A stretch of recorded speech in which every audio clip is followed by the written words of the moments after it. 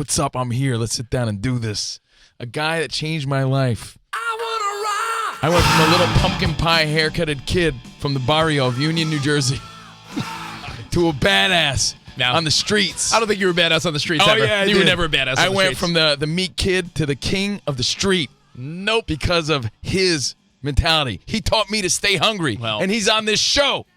There he is. Dee Snider. Dee Snider! What's going on, buddy? How are you, man? Dee? What's Great up, Dee to Snider? be here, man. How are you, What's man? up, man? It's Great nice to to be have here. you How on the you show. doing? Pleasure. We've met in the elevators of Sirius XM back in and the passing. the New York days. Right. But, I never got to express, what an impact you've had on my life and everyone listening. So I want to thank you for being here and thank you for rocking all these years and being the man. Thank you for that. Thank you. Yeah, I'll tell you what, the offices here of Sirius XM West have really changed since I was on the air. Yeah, they got a little better. I was in the one where the the Swing House studio. Yeah, Swing House. Yeah. Piece of shit. And the thing about Swing House people was beautiful because the area with the refrigerator and the microwave was in with the toilet. Yeah. So you could actually take a shit and warm your burrito at the same time. Exactly. Yeah. He's absolutely I right. swear to God, that's the truth. And that place was dirty. Rich even did some dirty things in that bathroom. I think I had some fun times with years that ago. Yeah, Were those your stalactites? There was some good times in that old studio. But we're East Coast guys, much like you. Rich is from Franklin Square, Long Island. Strong Island, baby. Yeah. I'm from New Jersey. And, I've been a fan of yours for a long, long time. Do you no longer do the radio stuff? Are you not doing that? I imagine you love it because you have a lot of things to say. I've been doing, I've got a syndicated show that's 20 years. Right. Yeah. You're still doing it. House of Hair, right. 220 markets in North America. It's been great, weekly thing, You love doing radio stuff? I love radio. I've been doing radio for 25 years now. So I've done mornings, nights, satellite, syndicated, so radio's, it's awesome. I love hearing my that. book was called Shut Up and Give Me the Mic, I just love a microphone. No, because Rich and I say, God willing, our career, takes off and skyrockets. We still feel that, our bread and butter will always be the radio show. And radio's just fun stuff. Yeah. But I love your shirt, by the way. Los York. Yeah. Is that your tribute to the two coasts that you're probably going back and forth and torn between? Yeah. If people say, where are you from? You say Los York. I'd be, oh, yeah. I get so many comments on this shirt. Yeah. Because so many of us do spend time in either city. Right. So I got to ask you this, because as you're rocking the shirt, how do you stay fit, man? You still hitting the gym all the time? You know what? But you've always been that skinny, fit, ripped rock star guy. Well, the deal is that I've always been more of a jock than a rocker. Right. I was always I was the only long hair in high school with an A+ average back right. when having long hair didn't mean you were cool. It was you were like a hippie, or burnout or a hippie or what something happened like to burnouts? Yeah. Are there burnouts in school? Like the kids smoking weed in the school parking lot? That person kind of just went away, kind of. The burnout. Yeah. It wasn't like I'm old, so it was a long hair and being like an athlete. Like one of my proudest moments in high school was when the captain of the football team in gym said to me, "Why the hell didn't you go out for the team?" You were good, huh? And I was athletic, so I mean, and if I had to do it all again, just to do something different, I'd go out, try to be a football player. Play a little football, some sports. My son Long played Island. football, which was great. He was semi-pro. He was with the Brooklyn Mariners. They won a national championship when he was on the team. So you got the skills and the genetics. Yeah. Well, tell us how you made that transition. I've seen the by the way, great documentary on Netflix. Are you a fan of that? Oh, We Are Twisted Fucking Sister. Yeah. I'm so happy it's out because most people just don't know the truth of the struggle we had and how long we fought and how much we earned our place or so our moment, great. It's a must-watch, guys, to know the history. But, when did you make that transition of, I'm an athletic guy to, no, F that, I'm going to rock out and I'm going to be a rock star? To much of my father's chagrin at about 13, that's when he stopped talking to me. My dad was a cop and always wanted to be a baseball player. And so from the time I was little, he was, throwing a hard ball at my head and just wake up. And so, and I was great in Little League. And then how great? I mean, like home runs? Yeah. I mean, he was good. Yeah. As we always say, listen, it's a lot of times you get a lot of confidence as a kid. You're good in Little League. I'm trying to find the commonalities, Rich. My last name was Snider, and my dad, so people say, "Are you Duke Snider?" And spelled the same way as a legendary Brooklyn Dodger, Duke Snider. And so they used to ask my dad if that was his uncle or whatever. So he took great pride, Bob Snider, that, Duke Snider. So anyway, he used to call me Duke. You're going to be like Duke Snider. You're going to be great. And then I discovered rock and roll, and I quit playing baseball. And, do you remember that moment and what band or what song or? Well, the Beatles for a lot of guys my age, but at the same time, it was just like, we were just talking about the Beatles for an hour today because I said, indeed, sorry to interrupt the story, but no problem. Who do you think? Because we have a real diverse audience of people here. We were trying to figure out who was the black man's Beatles. Like, what would be their answer at the cookout? Who was the black man's Beatles? The Temptations? Is it Earth, Wind, and Fire? Is it Jackson 5? Like, who is the number one? I'm thinking James Brown. It was mentioned, for sure. Well, he's kind of black man's Elvis. More. Right. That would be a tough one. Not being a black man, I'd be not the person to ask. You're not on the expert panel for this one. I've shocked anybody out there. Dee Snider's not a black man. But most of the brothers that hit us up it was Temptations and Earth, Wind, and Fire. Yeah. That was the answer. So the Beatles and stuff like that got in your head, and that's when you said, you know what? Baseball's fun and all. I was like 7 or 8 when that happened. I already knew I wanted to be a rock star at that point. But at 13, I just said, I got to practice. Can't practice if I'm practicing baseball. I got to practice rock and roll. And my dad just was crestfallen. Well, what were you doing then as far as practicing? Because you didn't play guitar in the band. Were you just singing? And sing. You were always singing. I played some guitar too, but I sucked on guitar, and I got much better bands when I put the guitar down. Yeah, because when you watch the documentary, Rich, you realize that Dee Snider was just a natural-born front man. Like, there was never, any other option. You weren't going to be the bass player or anything, right? You were the front guy. I was a terrible guitar player because I couldn't focus on playing as much as jumping around. To me, it was all about the show. In most guitar bands, just gets in the way. In most bands, do you think everyone finds that role quickly, or are there a lot of background like bass players that deep down inside want to be the lead singer? Do you find in most bands that you've dealt with where people sort of end up where they should be? All right, most bass players started as something else and couldn't cut it.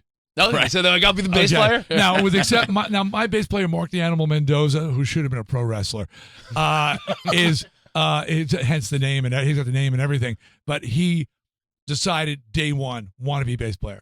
I want to be the guy who's bringing the thunder, and that's to his credit. So that's all he ever wanted to do.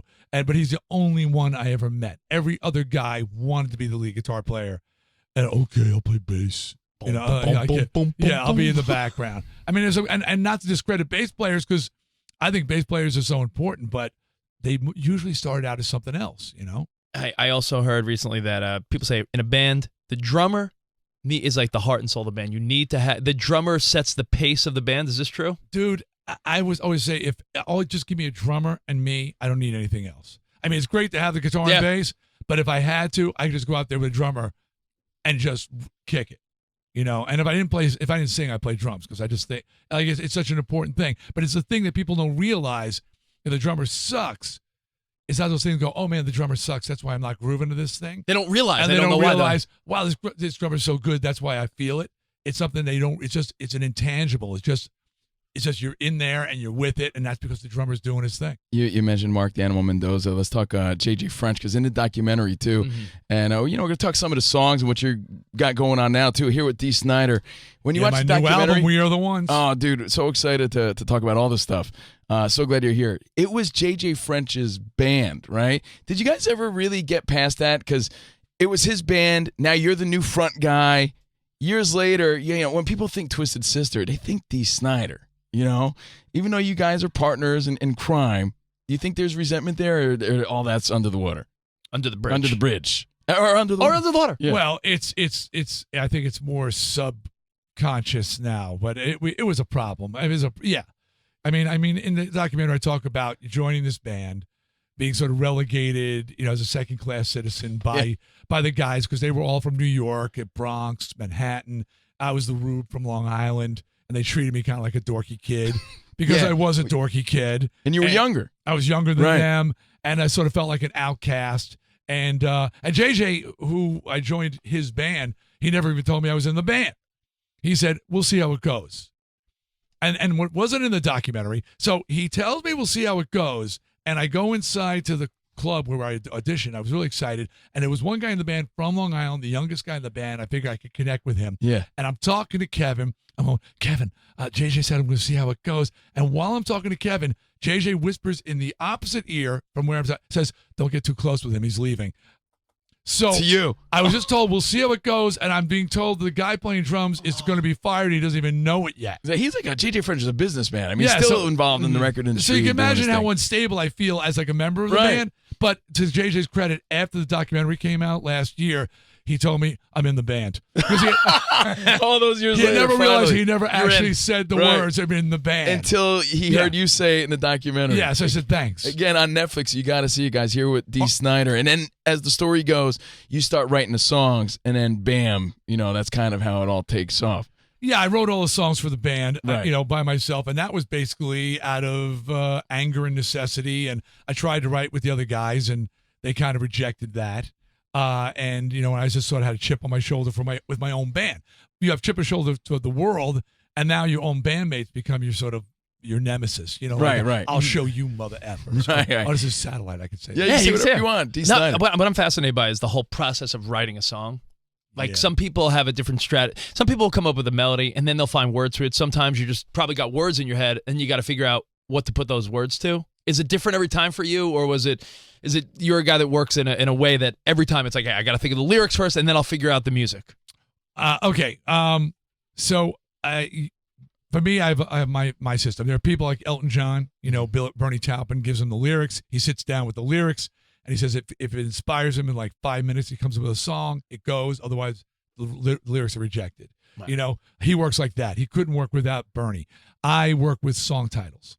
I don't play an instrument, so I just keep a long list of song titles, and I sit there, and then I say, okay, this song title, I want to rock. Okay, that's going to be up tempo. I feel a groove.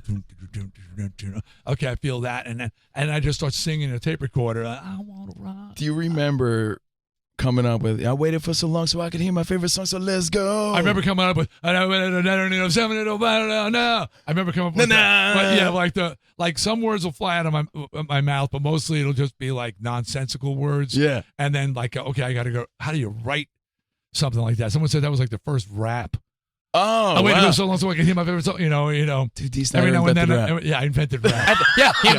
I invented. Al Gore invented the internet. He invented rap. You're welcome, hip hop community. I love it.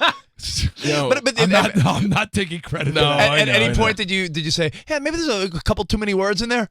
Or did you just love the flow yeah, that's that a it lot had? of words you're fitting in there.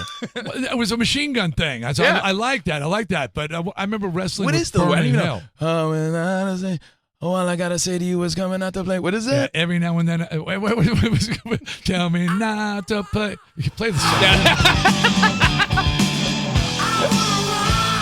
See, now, as I know it, like I said, as a little pumpkin pie haircutted kid, I remember being in. I don't get the wrong impression of me. I was just like visiting family in Mexico. It's not like I grew up in Mexico. Yeah, hold or on. anything. Here, let's do this. There you go. Turn it down, you say. Well, all I gotta say to you is time and time again to say no. I remember backtracking and buying Under the Blade in Mexico, But I think what put you guys on the map was MTV days of Stay Hungry. Is that safe to say? Yeah. But you had a big following in New York with the Under the Blade stuff, no? Under the Blade, Can't Stop Rock and Roll broke Right. out in England and Europe, and we were ready to break. People always say the video, and the video certainly was icing on the cake. But before the video even came to MTV, like the first week out, we're not going to take it, had like 140 ads, and that for people out there, that meant 140 radio stations. Week one came, heard the song, and put it on the air, and that was a huge amount of radio stations to add a song, because the song was already there. We were going to Crazy Eddie's and buying Stay Hungry. And Going honest to to God, Coconut's music store. no, it was crazy, and it changed my life, dude. I'm not even kidding you. Stay Hungry, because that's when I went from a kid who developed his own taste. I grew up with a lot of influence. My uncle was way into Cheap Trick and Van Halen's and stuff like that, and my parents had their thing. Twisted Sister was my thing. I'm like, yo, that's my shit. It was a line in the sand for a lot of people. Yeah. A lot of bands. Well, to embarrass you, didn't you have a poster of this man in your Absolutely. bedroom? And I won it at Seaside Heights in New Jersey.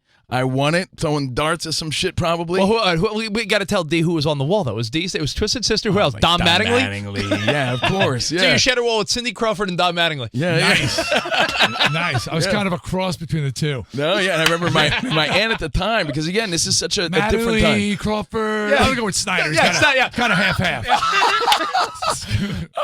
No, but I remember there was a specific time that, it's not just my story, it's everybody's story at the time, where I had an aunt who like went to my mother and was like, I don't know if Steven should be listening to the devil's music, because I had their, welcome to the abandoned land. Yeah. Come on in. And, that was influential as a kid. And it did make you feel like more of a badass. And you listened so your parents wouldn't hear it and shit like that. But yeah, that weird aunt, that protective aunt that tried to cause a stir. And that was a big Well, deal. you go either way with aunts. You either get the young aunt, who's the cool aunt who turns people onto stuff. Yeah. Takes them to concerts when they're really young and gets them high. Or you get the older aunt who's, trying to protect them, yeah. But you fought a lot of battles, the cross-dressing.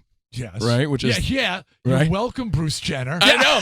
Exactly. The cross. I mean, he was like a cross-dressing rock star Well, hold on. who would kick a cross-dressing guy who would kick your ass. Well, when you Right? think about how Practiced at it. far people have come, with being open-minded and accepted, is it amazing to think where we are now compared to when you were fighting some of these battles? Yes, it is amazing. I was Like- talking to my like how- parents. like- Just before I got here, I was talking to my parents who were, are in their 80s. They're the greatest generation. And they were talking about visiting this guy, Ricky, who we know, and his husband. Yeah. Totally, without any stammering or weirdness. Oh, my father did go, his husband or his wife, whatever he is. But, he threw that in there. But I was just like, wow. Wow, how cool. Yeah, and you fought the wars of like explicit content. Censorship. Right, and censorship. Yeah. So Fort Dix, yeah. Game changers. But I remember there was a specific time where two worlds collide, rival nations, two of my heroes face to face. And I've always wanted to ask you about this. You make the cameo in Pee-wee's Big Adventure. For a lot of young fans at the time, that was a big moment. Like, oh, there's Twisted Sister in a great 80s movie. How did that all come about? So, Pee-wee, first And of it's all. as epic for you as it is for us. Yeah. It is. All right, good. Because that's like his favorite moment of his life. Well, it was epic for other reasons. There it is. Yeah. For some, we're on radio and they're showing visuals. Yeah, you don't have the makeup, too, in this. We, Pee-wee, when he started out, he was a comedian playing the college crowds. I mean, that was his thing. He wasn't like a kid's comedian. Right. Yeah. And we had met, and I was a big fan of his. We met on the MTV a New Year's special. And we both like, hey, man, I really love your stuff, exchanged phone numbers. And then later that year in March, he says, hey, man, I'm filming this movie. Do you want to do a cameo? And we were in town doing 5 nights with Iron Maiden at the Long Beach Arena. Sold out, 5 sold out nights. It was an amazing time. And I was like, yeah, that sounds cool. And there was this dork directing, this guy, Timmy Burton. It's like his first movie. Right. He's literally dressed like Pee-wee. Really? Literally, like I don't know what he was doing. Like he was the real Pee-wee. Yeah, he was like, I'm Pee-wee. And we go and shoot this thing, and it just blows up. It becomes this massive thing. And that cameo still lives to this day with all the legendary videos and everything. When you think of your catalog, Dee Snider, what's the song that still gets you the most fired up? Is it the hits? Is it a Stay Hungry? Because that's the first track on that kick-ass album. Actually, no. I wrote every single song myself. So, excuse me. Where's the cough button? Yeah. I'm having a good old cough button. Yeah. We have one that doesn't work. Yeah, it doesn't work. You Can't Stop Rock and Roll. That's the one. That song, for me, just, I don't know, defines the band. It was because we were more of a metal band. Right, right. And sometimes people dismiss it because, we're not going to take it as a little more anthemic or whatever, but You Can't Stop Rock and Roll was, and we rock this one live. By the way, speaking of Mexico, our final show is in Monterey. That's it. Twisted Sister Goodbye. It's in 2 weeks. Oh my With God. Kiss, of all things. Do you really think that's the final goodbye? Oh yeah. Without a doubt. That doesn't mean you're not doing solo stuff. None of this score. I've got my solo albums Right. out. We Are the Ones. So This that came out. doesn't mean you're done performing. You're just done with Twisted Sister. Yeah, and I love Twisted Sister. It's just that I got to make headbanging a thing of the past because my physical performance on stage is so aggressive. It's destroying me. Well, it's the price you gotta pay, and all the games. Now, Dee Snider's here, man. You know where I saw him? I got stoked. Again, two worlds collide. Two of my favorite things. Dee Snider and Twisted Sister on the field at Yankee Stadium, giving a guitar to Mark Teixeira because he came to play. Oh, look at that. To Twisted Sister his whole With career. I Want to Rock. Yeah. How cool was that? A cool moment for you to be on the It was really field? cool. I mean, first of all, I'm the only Yankee fan in the band. They're all Mets fans. So, so I was like, you guys, convenient. Yeah. Convenient. No, but Back then it was convenient. Yeah. It's a New York team. I'm a Mets fan. Now it's it's a New not York so- team. But Teixeira, he's pretty stony. Like he'll hit one out of the park and just like no emotional reaction at all. He looked appreciative, though. He skipped out of the. He was so Yeah. excited. He didn't know we were going to be there. I know, it was a really and cool it was like moment. seeing your hero, and he was like, "Whoa!" Yeah, and he like runs out and he's all grinning. And, And I don't know if you even give a shit, but they gave you love on TV. I don't know if you ever go back and watch those things, but they did. They showed it, and I was stoked about it. Well, I do. Of course, I give a shit, but I did not watch it back It on was TV really because cool.